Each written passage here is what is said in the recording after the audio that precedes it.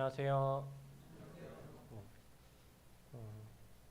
요즘 들어서 다시 날씨가 정말 매우 더웠는데 또 밤에는 이제 조금 괜찮아지는 것 같습니다.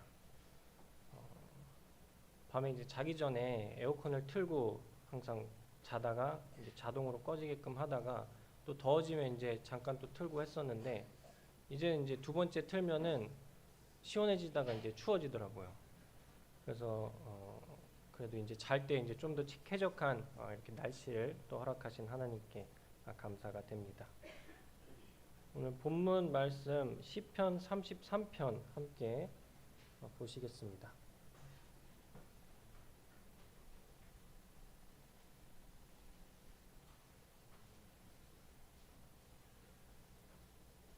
시편 133편입니다. 죄송합니다.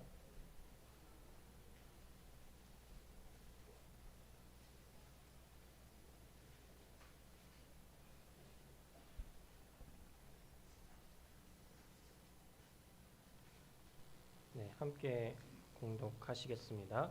시작. 보라, 형제가 연합하여 동거함이 어찌 그리 선하고 아름다운고, 머리에 있는 보배로운 기름이 수염 곧 아론의 수염에 흘러서 그의 옷깃까지 내림 같고, 헐몬의 이슬이 시온의 산들에 내림 같도다. 거기서 여호와께서 복을 명령하셨나니 곧 영생이로다. 시편 133편은 저희가 너무나도 잘 알고 있는 말씀입니다. 특히나 청년의 때에 많이 들었던 말씀입니다. 근데 이 1절에 보면은 보라 형제가 연합하여 동거함이 어찌 그리 선하고 아름다운 거라는 말씀은 저는 많이 기억을 하지만 그 이후의 말씀에 대해서는 기억이 멈춰 있습니다. 항상 이 1절까지만 기억하고 그 뒤로는 기억을 하는 게 참 어려운데요. 그러면 여기서 말하는 연합이 무엇인가부터 한번 살펴보도록 하겠습니다. 일단 사전적 의미부터 말씀을 드리겠습니다. 사전에 찾아보면요, 둘 이상의 사람이나 집단이 또는 어떤 사람이나 집단이 다른 사람이나 집단과 뭉쳐 하나의 조직체를 이루다라고 되어 있습니다. 그러니까 하나가 아닌 둘 이상이 모여서 하나가 되는 것을 연합이라고 말을 하고 있습니다. 연합이란 단어를 저는 전쟁이나 이런 싸움에서 많이 들었던 것 같습니다. 전쟁을 하게 되면 나라와 나라가 싸우게 되는데 거기서 이제 동맹국들이 서로 연합을 하여서 하나의 적, 공동의 적을 향해서 함께 싸우게 됩니다. 같은 목적을 가지고 함께 하는 것을 연합이라고 할 수가 있습니다.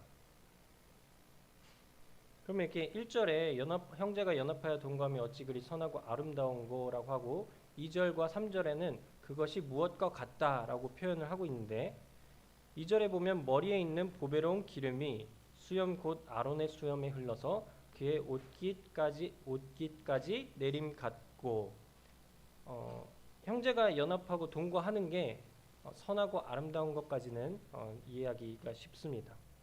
그런데 머리에 있는 보배로운 기름이 아론의 수염에 흘러서 그의 옷깃까지 내려간다라는 것이 연합하고 동거하는 것이 무슨 상관이 있을까라고 생각하실 수도 있습니다. 그러면 여기서 말하고 있는 기름이 무엇인지부터 확인을 해봐야 될 것 같습니다. 출애굽기 30장 30절 보시면은 너는 아론과 그의 아들들에게 기름을 발라 그들을 거룩하게 하고 그들이 내게 제사장 직분을 행하게 하고 여기 보시면은 아론과 그 아들들이 제사장 직분을 행하기 전에 그들에게 기름을 발랐다고 합니다. 이 기름을 바르는 이유는 그들을 거룩하게 했다라고 표현을 하고 있습니다. 그러면 이 기름은 어떤 기름이냐? 25절에 보면 그것으로 거룩한 관유를 만들되 향을 제조하는 법대로 향기를 만들지니 그것이 거룩한 관유가 될지라. 관유라고 하는 것은 영어로는 이제 sacred anointing oil이라고 표현이 되어 있는데요.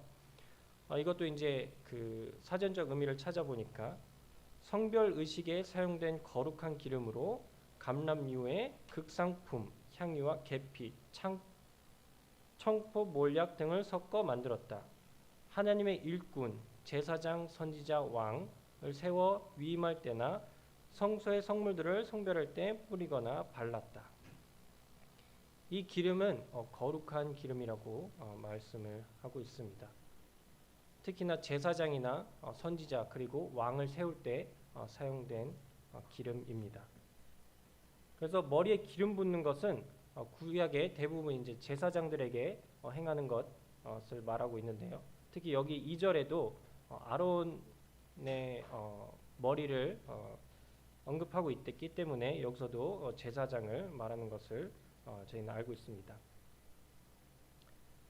그들에게 이제 이 기름 부어서 그들이 이제 거룩하게 되어서 제사장 직분을 행하게 했는데요. 그래서 머리에 기름 붓는다는 것은 거룩하게 한다라는 의미로 해석을 할 수 있습니다.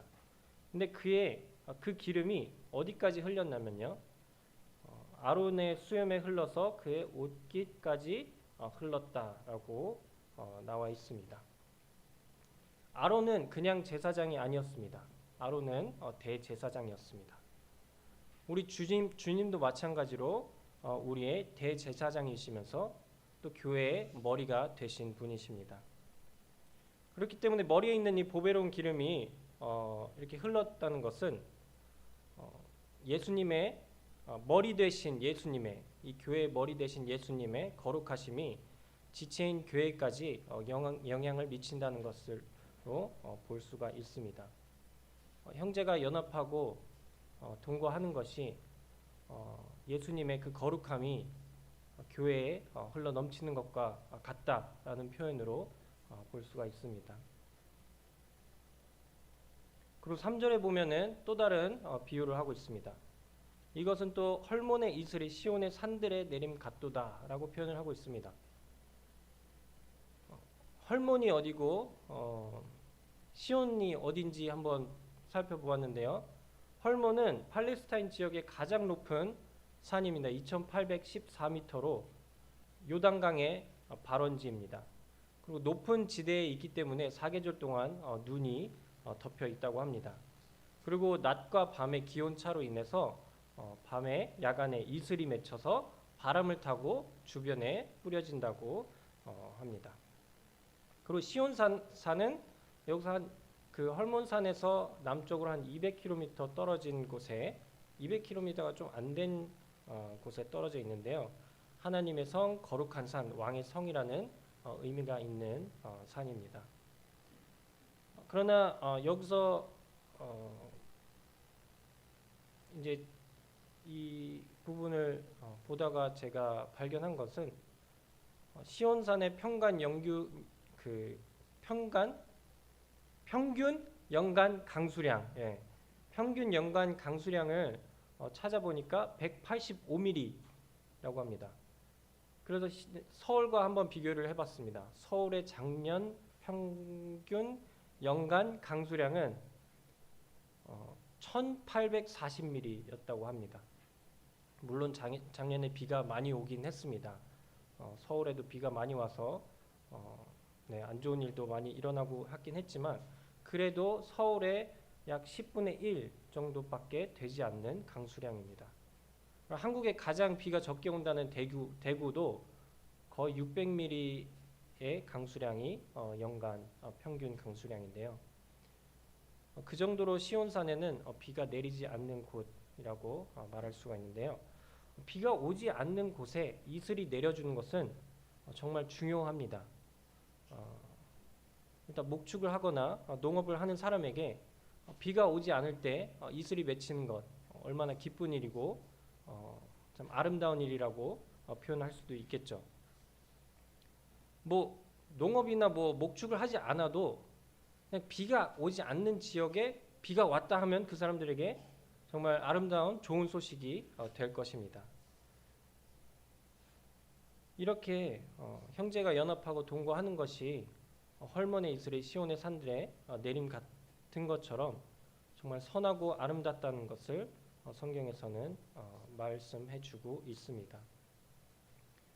그러면 형제가 연합하고 동거하는 것이 이렇게 선하고 아름다운데 그것은 이제 저희가 이 비유를 보면서 비교함으로써 얼마나 아름다운 것인지 살펴보았습니다. 그럼 성경에서 보여주는 연합이 어떤 것이 있는지 한번 살펴보도록 하겠습니다. 열왕기하 18장 5절에서 7절 함께 살펴보시겠습니다. 열왕기하 18장 5절에서 7절입니다.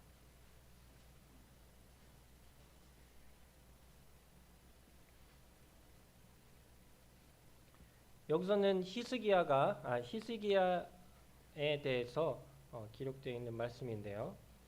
히스기야가 이스라엘 하나님 여호와를 의지하였는데 그 전후 유다 여러 왕 중에 그러한 자가 없었으니 곧 그가 여호와께 연합하여 그에게 떠나지 아니하고 여호와께서 모세에게 명령하신 계명을 지켰더라. 여호와께서 그와 함께 하심에 그가 어디로 가든지 형통하였더라. 저가 아수르 왕을 배반하고 섬기지 아니하였고, 여기서는 히스기야 왕이 그 전에 유다 그 여러 왕들 중에 히스기야와 같은 왕이 없었다라고 표현을 하고 있습니다. 그가 무슨 일을 하였냐면요, 3절에 보면 여호와께서 보시기에 정직하게 행하였고, 또 4절에는 여러 신당들을 제거하고 주상들을 깨뜨리고 아세라 목상을 찍었습니다. 그리고 모세가 만들어 놓은 그 광야에서 만들어 놓은 그 놋뱀을 가지고 그 앞에 이스라엘 백성들이 분향을 하니까 그것도 부수었다고 기록을 하고 있습니다. 이렇게 여호와께 연합한 히스기야는 여호와께서 보시기에 선하고 아름다운 일들을 행하는 것을 볼 수가 있습니다. 그리고 이런 아름다운 연합을 했을 때 여호와께서 그 결과도 좋게 해주시는 것을 7절에 보면 여호와께서 그와 함께 하심에 그가 어디로 가든지 형통하였더라. 하나님께서 그에게 축복을 내려주시는 것을 확인할 수 있습니다.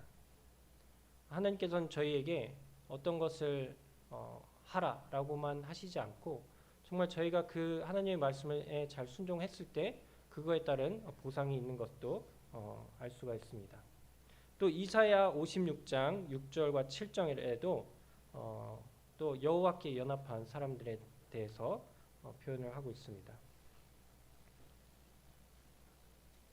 여기선 여호와께 연합을 하게 되면 어떤 일이 일어나는지에 대해서 말을 해주고 있는데요.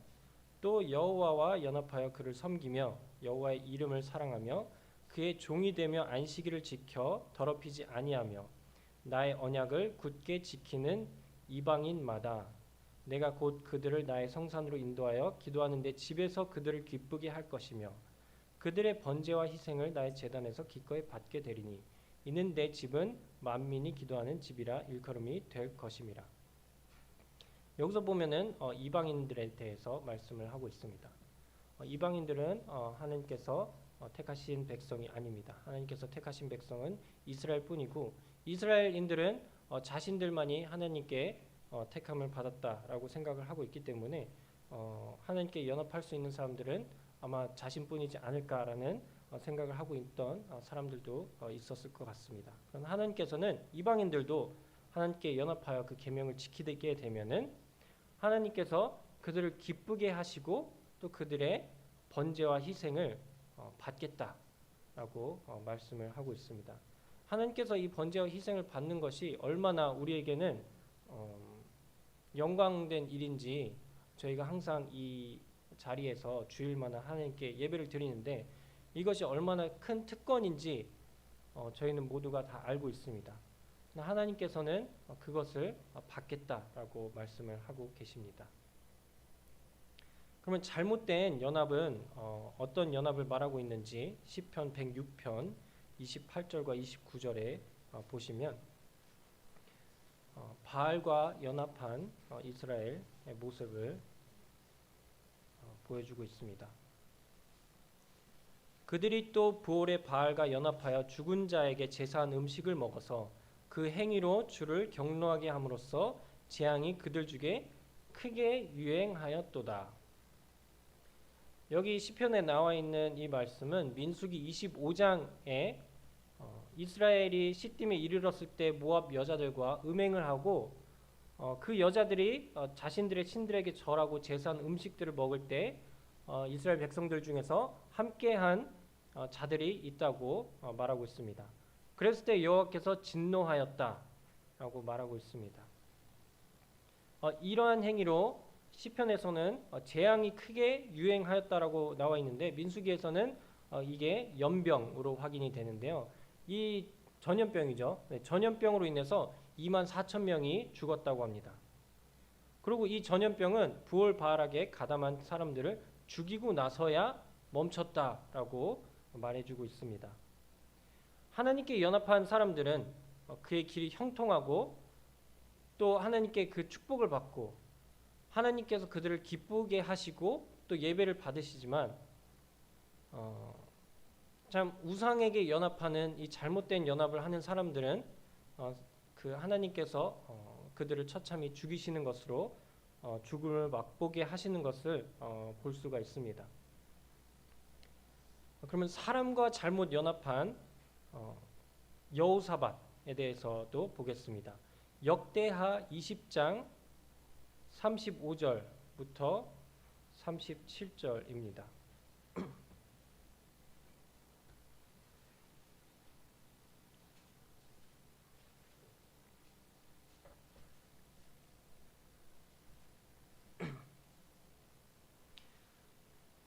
역대하 20장 35절에서 37절. 유다 왕 여호사밧이 나중에 이스라엘 왕 아하시아와 교제하였는데 아하시아는 심히 악을 행하는 자였더라.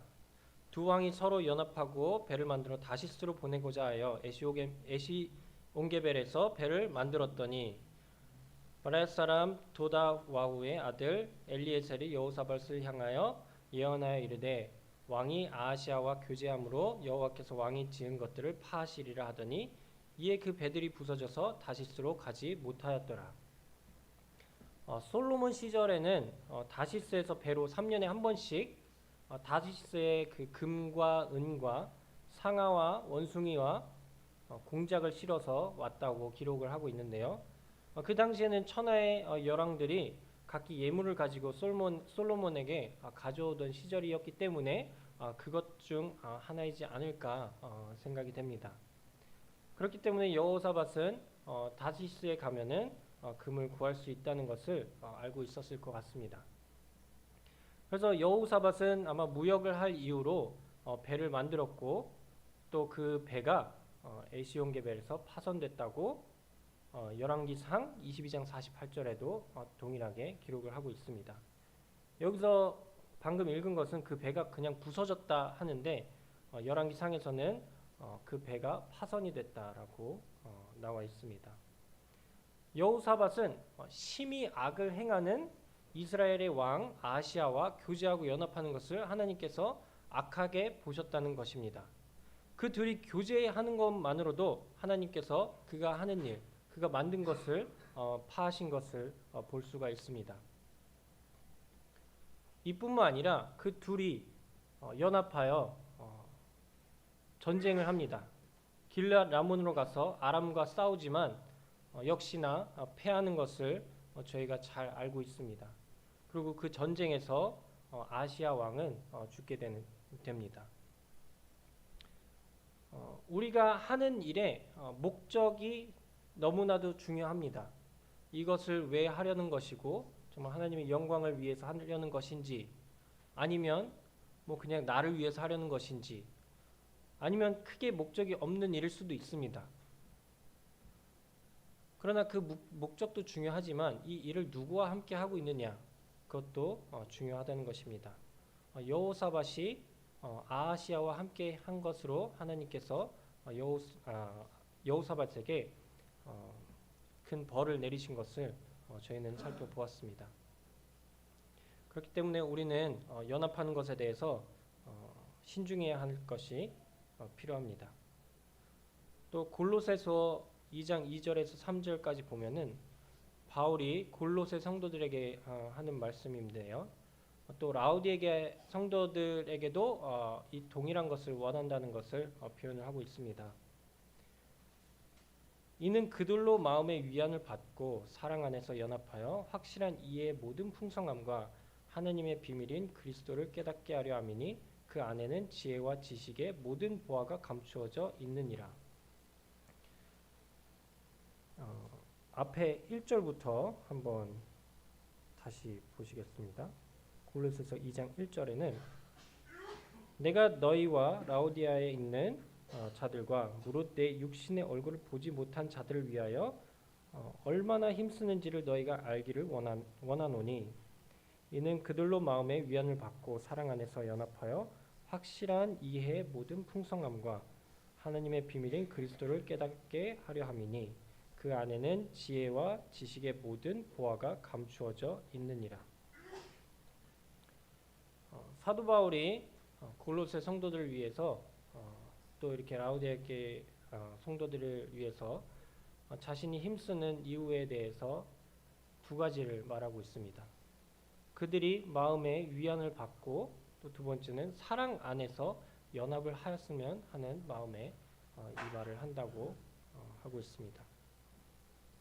골로새 성도들이 격려가 되고 또 사랑 안에서 연합을 원한다는 메시지입니다. 그리고 그랬을 때 그 뒤에 따라오는 것들이 무엇인지 말하고 있는데요. 확실한 이해의 모든 풍성함과 하나님의 비밀인 그리스도를 깨달을 수 있는 것입니다. 그냥 아는 것이 아니라 확실한 이해를 하고 또 그것의 풍성함입니다. 그리고 하나님의 비밀인 그리스도를 깨닫는 것입니다. 저희는 여기 모인 분들은 그리스도인입니다. 저희는 예수님을 잘 알고 있는 사람들입니다. 당연히 이 모든 것은 하나님의 은혜로 이루어졌지만 우리가 그리스도인이라고 해서 그러면 그리스도에 대해서 너가 얼마나 알아? 라고 말하면은 아마 저희가 알고 있는 예수님에 대해서 알고 있는 만큼 정말 많은 이야기를 할 수 있을 것 같습니다. 예수님께서 참 창조 때부터 함께 계시고 또 이 땅에 오셔서 무엇을 하셨고 나를 위해서 무엇을 하셨고 예수님을 믿으면 구원을 받을 수 있어 라고 예수님에 대해서 정말 많은 이야기를 할 수 있지만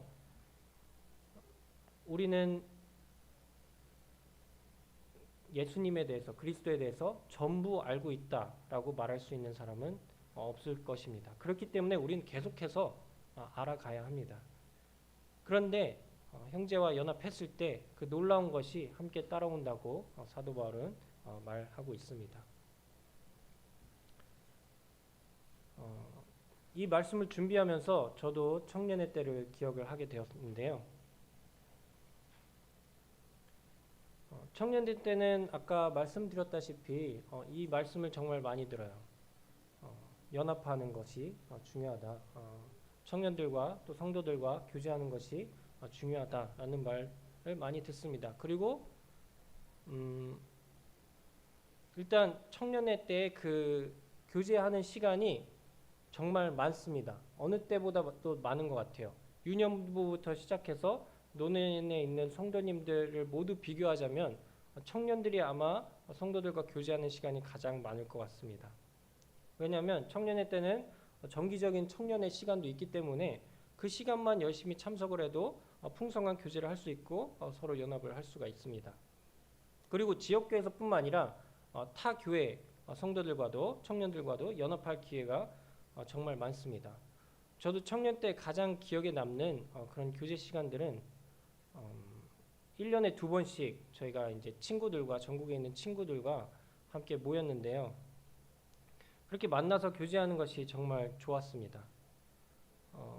이 성도들이 모두 그리스도의 몸이라고 말을 하고 있지만 다른 사람들이 모여 있기 때문에 어떤 교회는 보수적인 교회고 어떤 교회는 개방적이라고 할 수도 있고 또 교회마다 또 성도들마다 각 특성들이 있고 색깔이 다릅니다. 그런데 이렇게 지역 전국에 있는 청년들이 모여서 함께 교제를 할 때 서로 각 지역교회에서 무엇을 하고 무슨 일을 하고 어떤 어려움이 있고 그 어려움을 어떻게 극복을 했고 또 극복을 하고 있고 또 삶에서 어떠한 주님을 발견했는지 또 앞으로의 영적인 꿈은 무엇인지를 나누면서 참 우리가 섬기고 있는 하나님은 정말 동일한 분이시구나라는 것이 확실해졌습니다. 우리 안에 동일한 성령님께서 계신 것을 느낄 수 있었습니다. 그리스도께서는 각자의 삶에서 보여주시는 은혜로우심, 자비로우심, 공의로우심, 신실하심, 능력이 많으심을 나누고 들으면서 그리스도에 대해서 더 많이 알아가는 시간이 되었습니다. 물론 이 만남들이 마냥 즐거웠기 때문에 더 힘쓴 것도 있습니다. 그러나 이렇게 사랑으로 연합하였을 때 하나님께서는 그 자리를 항상 축복하여 주시고 저에게 기쁨을 주셨던 기억이 있습니다. 그러나 이것은 청년의 때입니다. 청년의 때는 연합할 기회가 쉽게 찾아오지만 직장을 구하고 결혼을 하고, 제가 아직 아이는 없습니다만 아마 아이가 생기게 되면은 점점 더 나의 노력이 있어야만 된다는 것입니다. 그런데 이제 저희가 이제 동성교회 왔을 때 저에게 같은 목적을 갖고 성도들과 함께하는 곳은 물론 예배 시간도 될 수 있고 말씀 시간도 될 수 있지만 저희가 가장 많이 어떤 그 노력을 쏟고 있는 것은 주일학교가 되는 것 같습니다. 아이들의 구원과 또 그들에게 성경을 가르치고 영적인 성장이라는 같은 목표로 함께 힘을 쓰고 있습니다. 이 동수원의 주일학교뿐만 아니라 이번 여름에 아시겠지만 연합으로 여름 성경학교로 이제 경기도 지역의 몇 교회들이 함께 하였는데요. 그 안에 사랑이 있었음을 느꼈고, 또 이렇게 사랑으로 연합했을 때 하나님께서 많은 어린이들을 불러 모아 주셨고, 또 그 어린이들에게 하나님의 말씀을 심을 수 있는 소중한 기회가 되게 하셨습니다. 시편 133편에는 형제가 연합하고 동거하는 것이 선하고 아름답다라고 말했던 것처럼 하나님께서도 동일하게 선하고 아름답게 보실 것입니다. 그리고 이런 기회가 왔을 때 저희는 놓쳐서는 안 되고, 만약 기회가 보이지 않는다면은 저희는 그 기회를 찾아가야 됩니다. 하지만 우리가 혹시 여호사밧처럼 하나님이 보시기에 좋지 않은 연합을 하는 것이 아닌지 항상 깨어서 하나님의 뜻을 구해야 된다는 생각을 말씀드리고 싶습니다. 이렇게 끝으로 저의 청년의 때를 말씀드렸는데요. 참 동성교회 청년들도 지금 기회가 많을 때 정말 많은 청년들과 교제를 하고 또 연합하고 함께 주님을 나누는 그런 시간들이 풍성해졌으면 좋겠습니다. 물론 청년의 때는 그것이 당연하게 찾아오지만 아마도 시간이 지나면서 이런 시간들이 더 이상은 당연하지 않은 시간들이 될 수도 있다는 것을 깨달을 시간이 올 수도 있을 것 같습니다. 네, 이상으로 오늘 말씀 마치도록 하겠습니다.